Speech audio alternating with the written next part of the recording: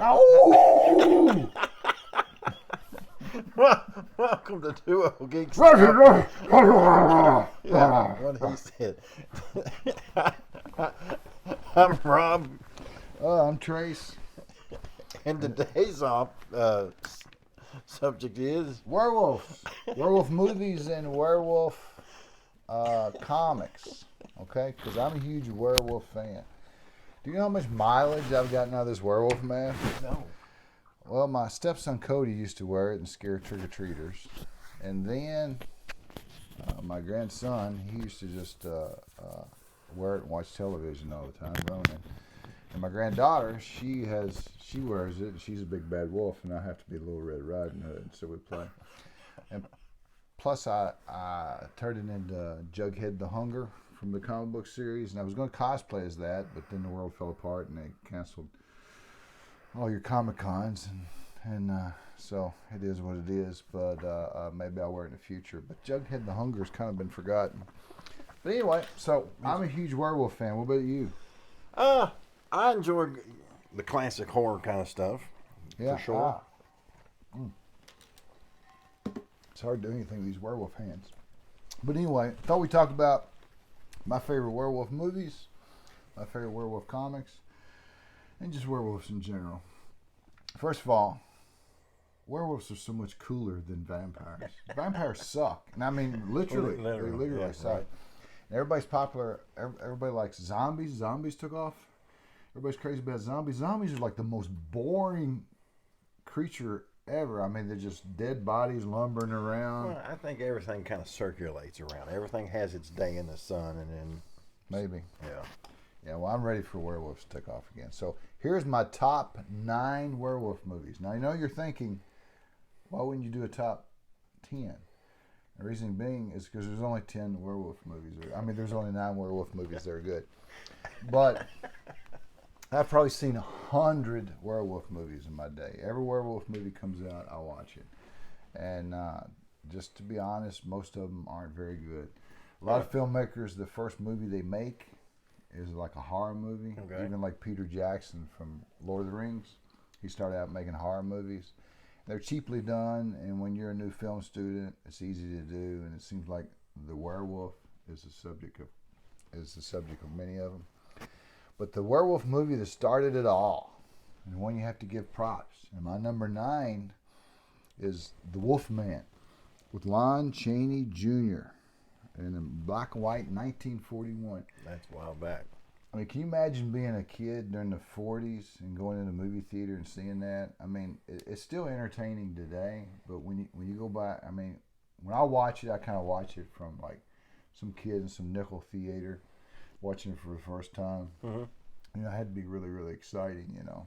And Lon Chaney went on to do 4 other sequels for Universal Studios, and he played the Wolfman in all of them. Oh, yeah? Yeah, and one cool thing is the guy that turns Lon Chaney into a werewolf in the 1940 Wolfman is Bela Lugosi, who plays Dracula. So he happens to be the gypsy that... Yeah, Bela Lugosi was in everything back then, though. Yeah. He was the actor. And Lon Chaney didn't have like your normal leading man looks. He was tall, he was thick, he was kind of, I wouldn't say he was ugly, but I wouldn't say he was handsome either, you know, but he played the Wolfman perfect. So I really, really liked that movie. And they went on to do like Wolfman meets Frankenstein and all these other sequels and stuff, so it's pretty cool. My next favorite, number 8, will be Teen Wolf. Now, a lot of people think this movie's hokey, and it is. Right. But the thing is that it's just full of 80s goodness. Just 80s styles, right. And 80s, it didn't really have it had 80s music, but it was 80s generic music. You know, they couldn't afford to get the real 80s stuff. And but Michael J. Fox, who can't like Michael J. Fox? But see, he was the actor of this. Of that era. Yeah, and the thing is that it took the werewolf story and it took it into a coming of age. So like little boys go through puberty, you know, he was going through changes, but his changes happen to be different than everybody else. He happened to be raised by a werewolf. So So it's a really, really good movie. And I base my werewolf movies on acting and plot. So, the special effects, it comes into it a little bit, but it really boils down to just a good story, good acting, good plot. So, if you haven't seen this, and everybody should have seen it, it's definitely one to check out. And it's funny how when, everybody in high school finds out he's werewolf, they're just totally okay with it. Yeah, right. They're very, very accepting of. Well, it's kind of like when he stepped out of the bathroom and his dad was like a well-groomed werewolf. Yeah, Well, there's something I've been meaning to tell you, son. And his son's don't even bat an eye. He's like, oh, okay, what? Well, there's something interesting about that movie. A lot of people don't know. But at the end of the movie, toward the very, very, very end, there's a scene where Michael J. Fox, he's out on the basketball floor and they've won and everybody's celebrating, and in the background in the stands there's a bunch of people standing. Well, one of the extras, he pulls his penis out. Because if you're in a Michael J. Fox movie in the 80s and you're an extra, why wouldn't you, right? Yeah, why not? So he pulls his penis out and he just tucks it back in, and nobody caught it. So it actually went to the movie theater that way. It's actually on VHS that way. I'd heard they had removed it from some of the DVDs, but I just got through watching it on Vudu, V-U-D-U, I think that's how you spell it, on a streaming channel, and you can get that for free. And so we're watching it. I tell my wife about it. I'm like, I think they probably took it out. Nope, they didn't. They're still in there. It's like, hey, Mr. PP. Anyway, there's one more reason to watch Teen Wolf. So the next one, number 7, is The Wolfman, which is a 2010 remake of The 1941? The 1941. Okay. And it's got Anthony Hopkins in it, and Emily Blunt, Hugo Weaving, and Benicio del Toro. And he's one of those guys that, he's another leading man that, he's not the most handsome guy in the world, but he's a good actor. I mean, really, to be honest with you, that movie was, rarely does a remake. I think I've seen it. Anthony Hopkins was the hunter, right? Yeah, the plot line was a little different, but the fact is it pretty much stayed true to the 1941 classic. But man, it was so good, so well written, so well acted. I mean, Anthony Hopkins, man, he's fantastic. So that's definitely one good to watch. One that nobody's watched, Really? I guarantee. And I actually bought it, and I want you to watch it. Okay. I meant for you to watch it before, but it's a classic, great movie. You can't watch it and not laugh. It's called Bubba the Redneck Werewolf, and it's actually based on a comic book series called Bubba the Redneck Werewolf. All right. And man, it is if you like dick jokes and just like when I think werewolves, I think dick jokes. yeah. But it's a good comedy, and it's funny, and it's low budget movie, definitely B movie, but it's funny, man. I mean, I dare you to watch it. I dare you to watch it and not laugh. It's like we talked about before about some movies, they're so bad they're good. Well, that's kind of the way this one is. I mean, it's good. You got to watch it.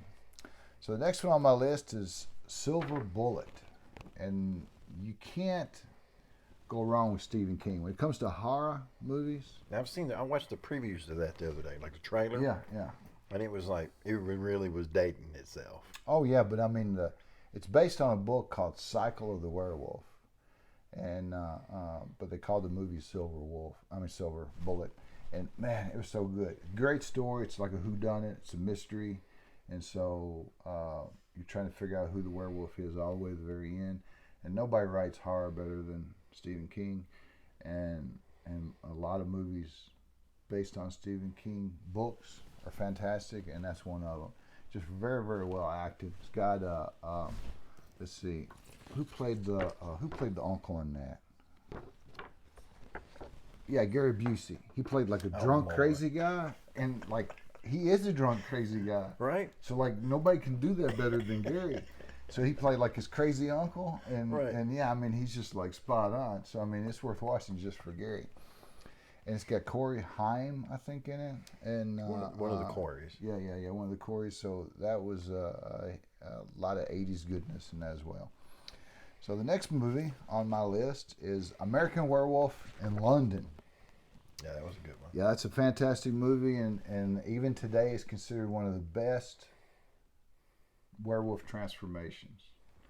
You know, when they're playing Blue Moon, and he transforms into a werewolf, and it is fantastic. And it's John Landis did it, and it was before CGI, so it's a lot of just physical effects, you know. Right.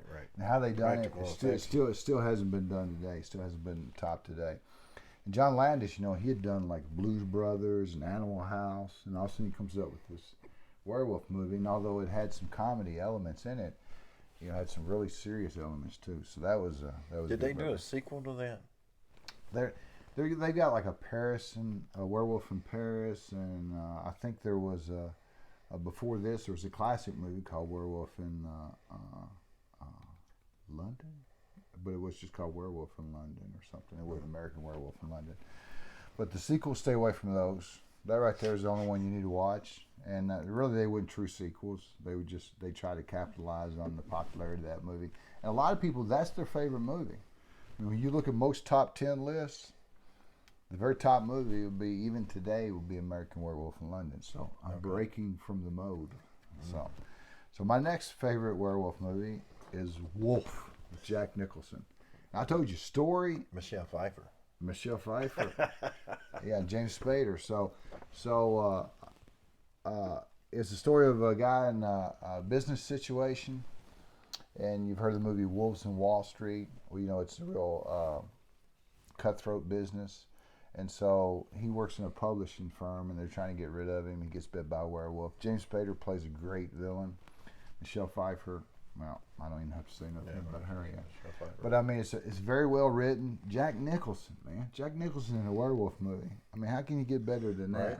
Yeah, so I mean, it's got acting, it's got story, it's got everything you want. And now, as far as special effects, you know, they don't have these huge transformation scenes, and you don't see these great CGI and stuff like that. It's all story based, but like I said, it's a great story. I just rewatched it the other day. So my next favorite is, my second one is Dog Soldiers. You ever seen Dog Soldiers? No. Oh man, you gotta see that. I don't even think I've even heard of it until today. You can see that. Dog Soldiers is about a group of commandos over in Scotland. Okay. And so they go on a training mission, so they got these fake guns.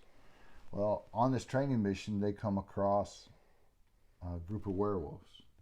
And so they start hunting them down one by one. So it's a straight up action movie with the villains being not a werewolf, but a group of werewolves. And so it's got Liam Cunningham and all these great actors in it.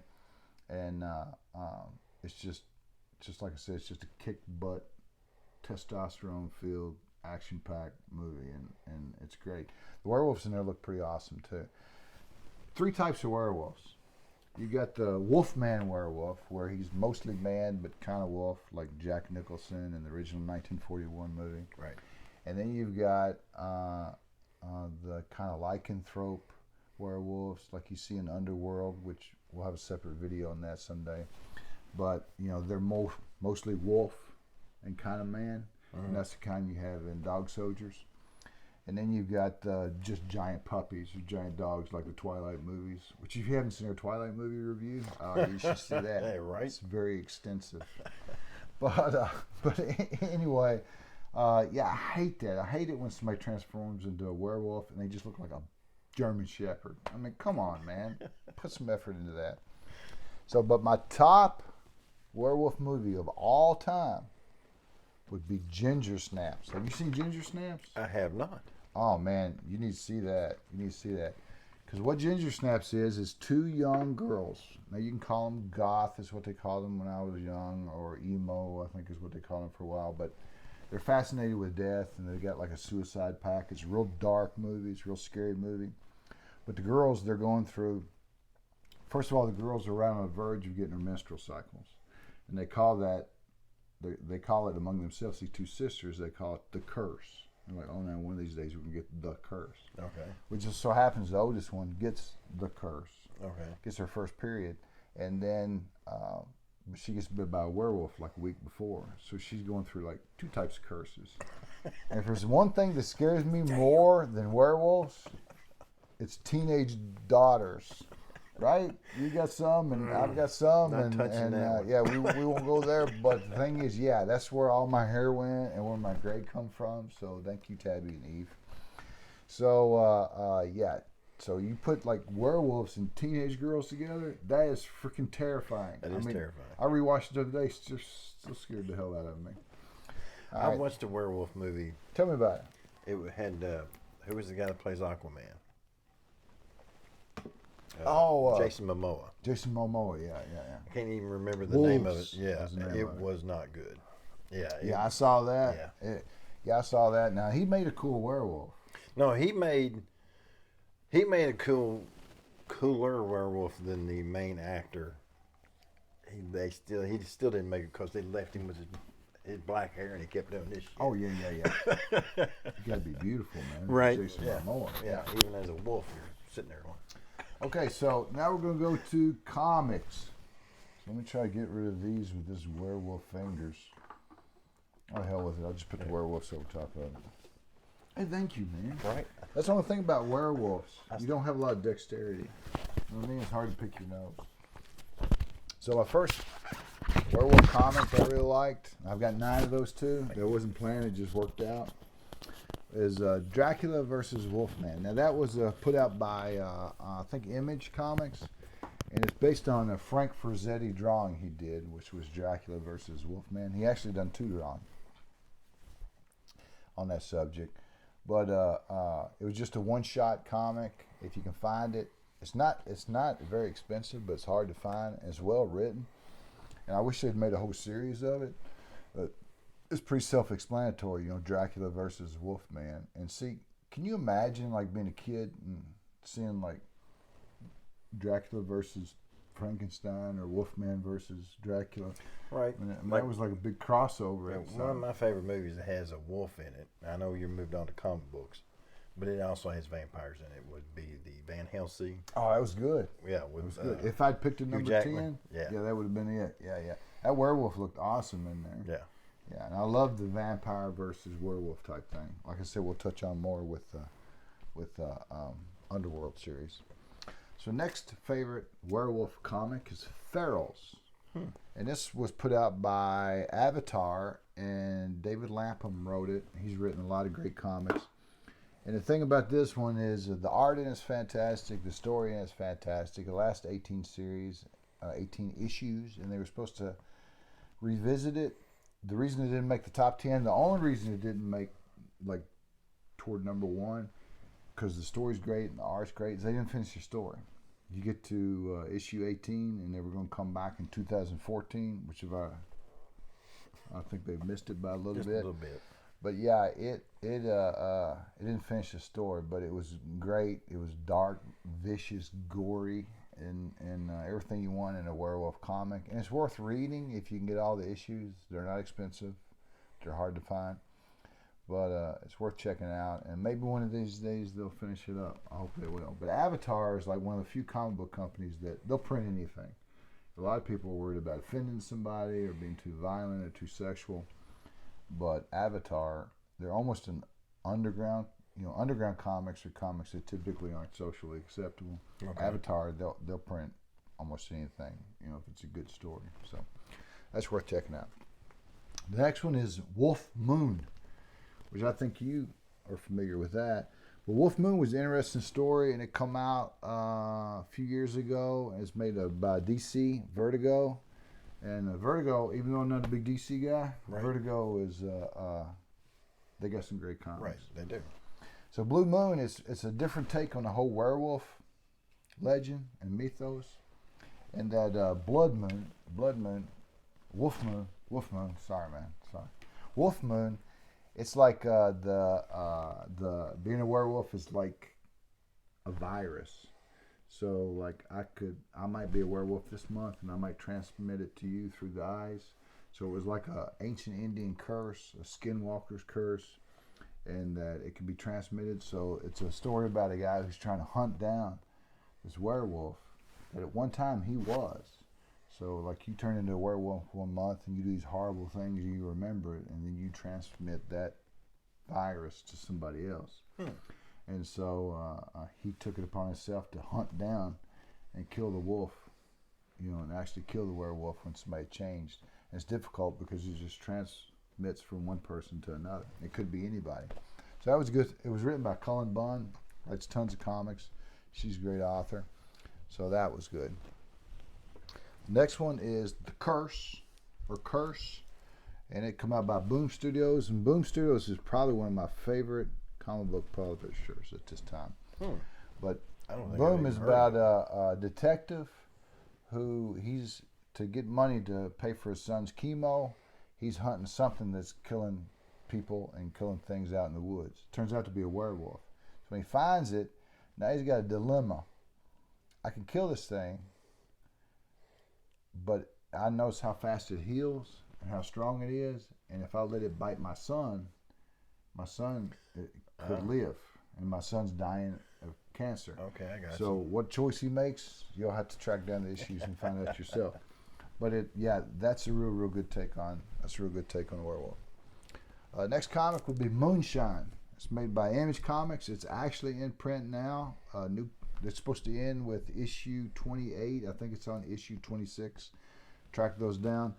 What a fantastic name for a comic. Number one, it's about Prohibition times. So it's like in the 20s and 1920s. So you got these moonshiners that happen to be werewolves.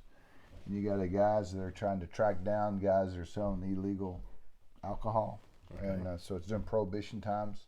So Moonshine, it's drawn really well. Fantastic. Story in it's good. It's good. Sometimes it's hard to follow. He jumps around and I think sometimes in his mind the writer knows what's going on, but sometimes the reader is having a hard time keeping up. Kind of hard time keeping up. Yeah. But the Arden is unbelievable, and it's a good comic too. At the very beginning of this video, I was dressed as Jughead from Archie the Hunger. Right. So that's my next one on the list.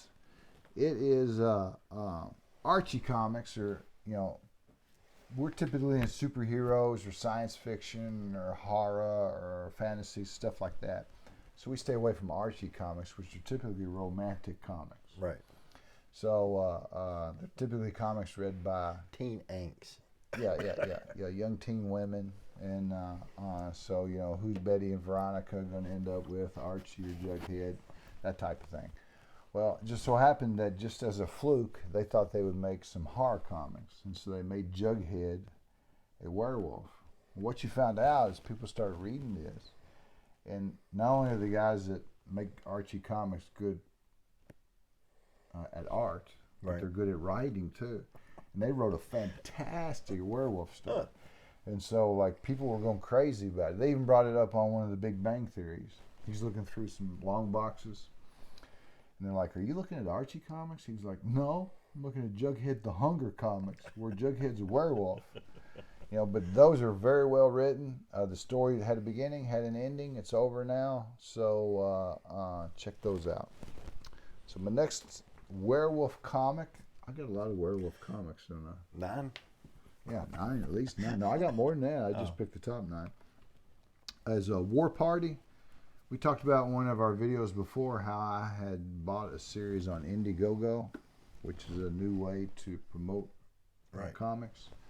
So there's a new... I was going to say, is that a signature on the front? Yeah. It's actually signed by Justin Murray, who did War Party.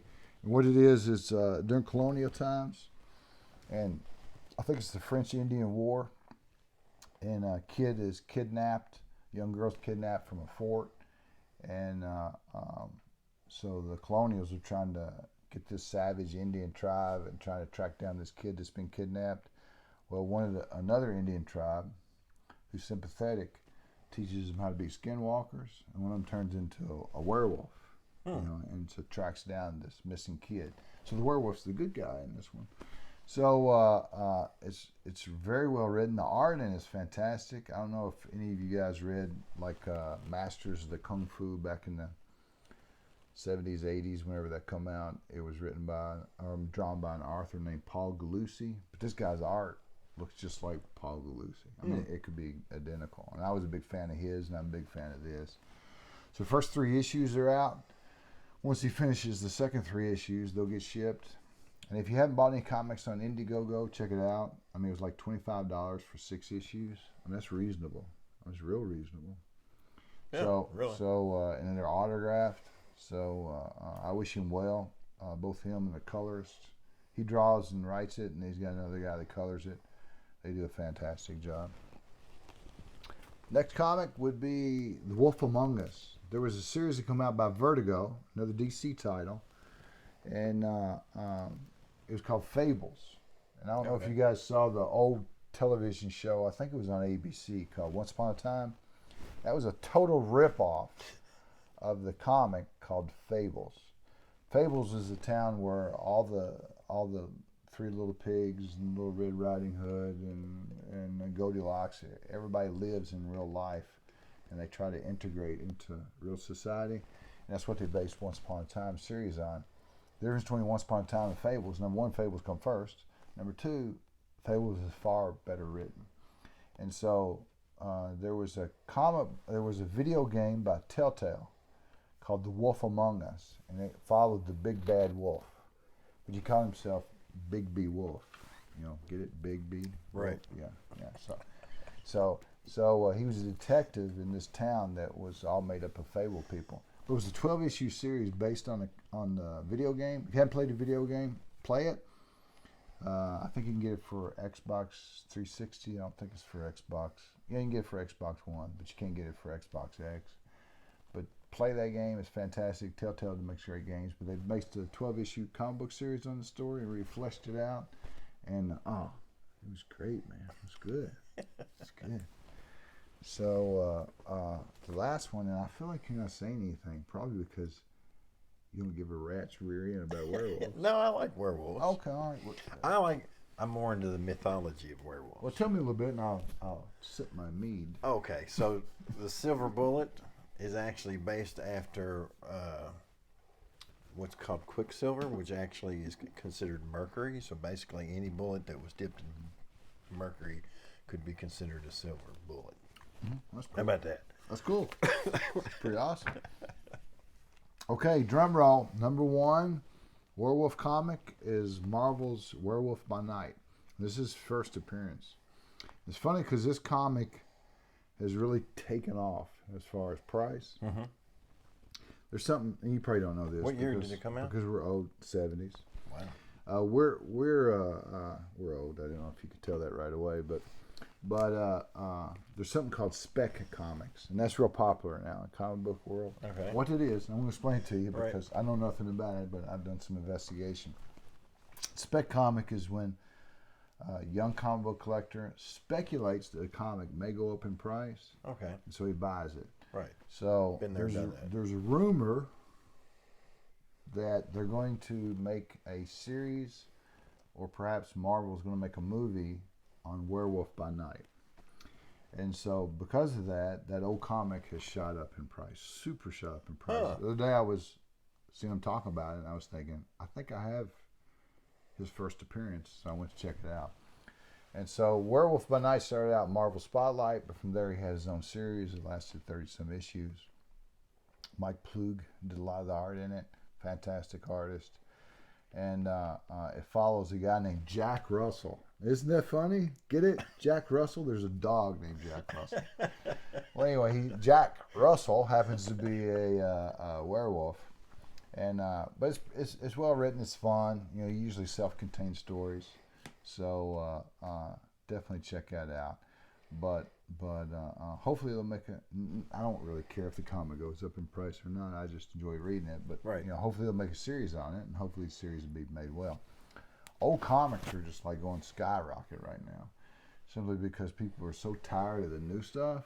They're not reading the new stuff, so all these comic book readers are going back and buying like old comics or reprints of old comics. Okay.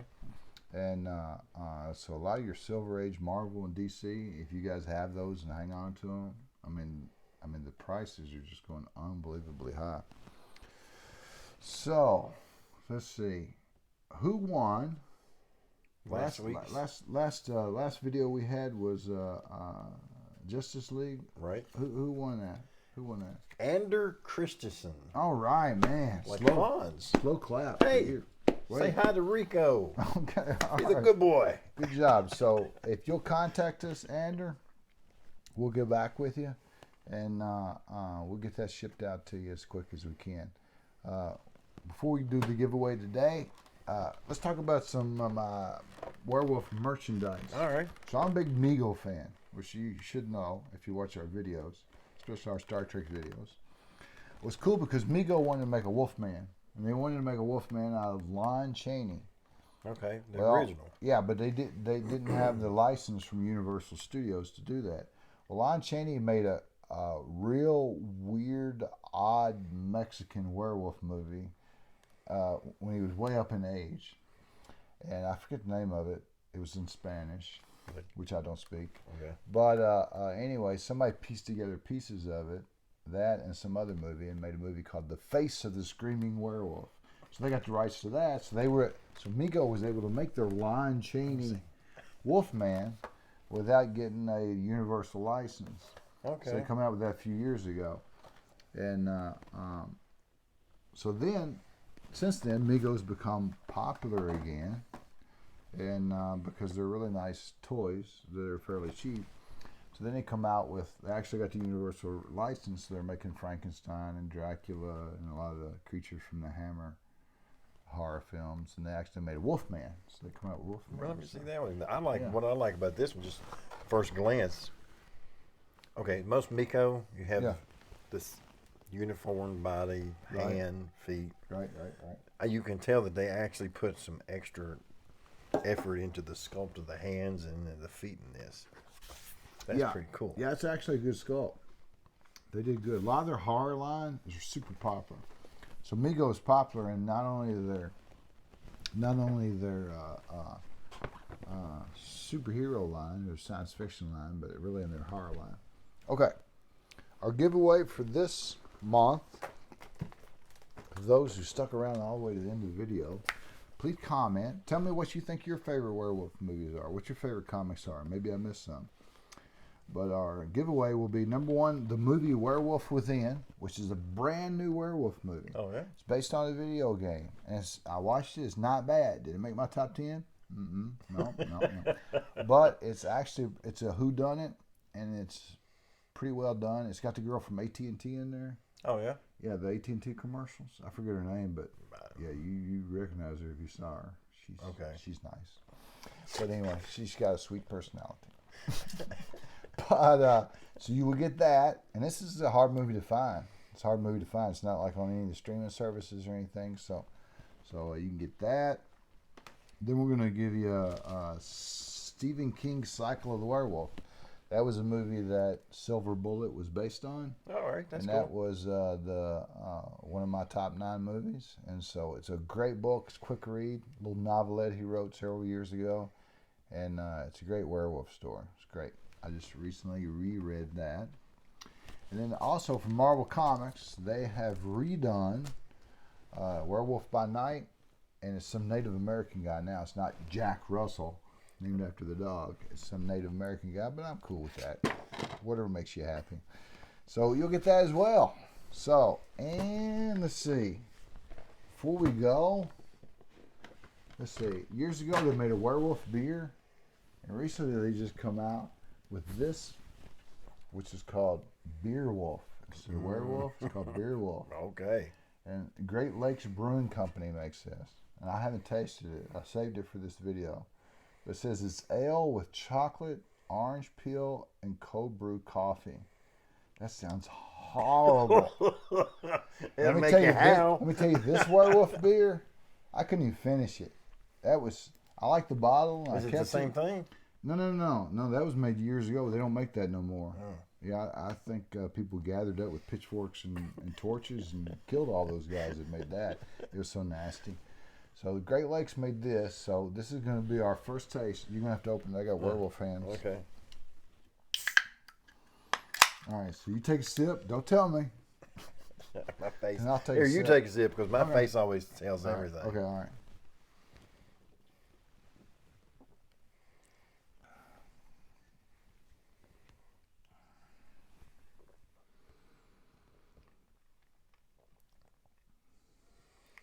See, I've been drinking that. Yeah, to me, if you took cigarette butts and left them in a cup of coffee overnight, I'm not. and then put that in the refrigerator, that's kind of what it would taste like. Does that taste like cup of coffee with cigarette butts in it? It don't taste like coffee. You know? Sometimes something's so nasty, you have to take it twice because you can't believe what it tastes like the first time. So our review of Beer Wolf, it's my review is I would give it Okay. a 2 out of 10. What do you give it? I give it. I wouldn't want another one. Yeah, no, I think I might need to throw up. Okay, you done? Oh yeah, I'm farther. All right, we're done. I'm done. Oh.